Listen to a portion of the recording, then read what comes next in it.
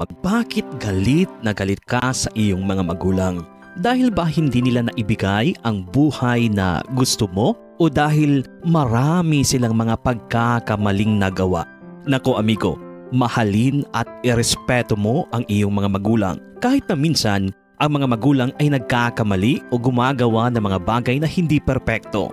Ngunit hindi ito nangangahulugan na dapat nating ihinto ang pagmamahal at paggalang sa kanila.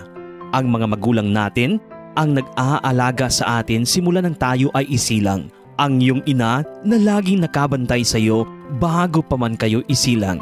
At ang tatay mo na nagsusumika para matustusan kayo at siguraduhing magkaroon kayo ng magandang buhay.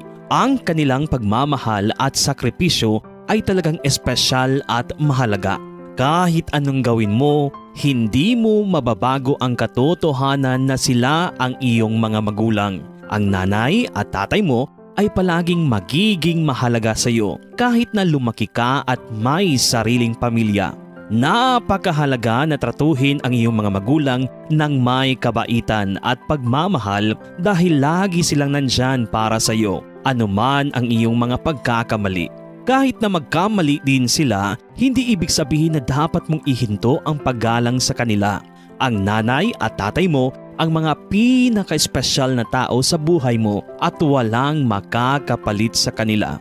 Dapat tayong palaging magpasalamat sa magagandang bagay na ginagawa ng mga magulang para sa atin. Kahit na hindi natin sila mabibigyan ng mga regalo o pera para mapasaya sila, mahalagang ipakita sa kanila ang paggalang at pagmamahal magpakailanman. Hindi natin sila dapat pagtawanan o sisihin sa kanilang pagkakamali o paggawa ng mali.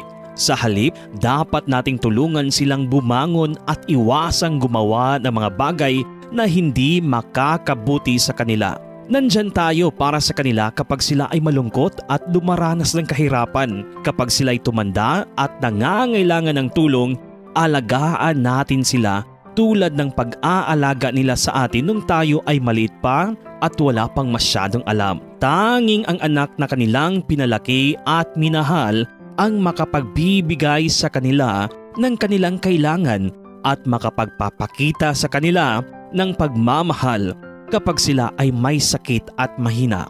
Maaaring hindi mabuti ang ilang magulang at normal lang na magalit ka sa kanila. Ngunit hindi ito sapat para mawala ang respeto at paggalang mo sa kanila. Kung gusto mo hahaba ang buhay mo, amigo, igalang mo sila. Sabi nga sa Bible, amigo, sa Exodus chapter 20 verse 12, igalang mo ang iyong ama at ang iyong ina upang ang iyong mga araw ay tumagal sa ibabaw ng lupa na ibinibigay sa iyo ng Panginoon mong Diyos. God bless, amigo.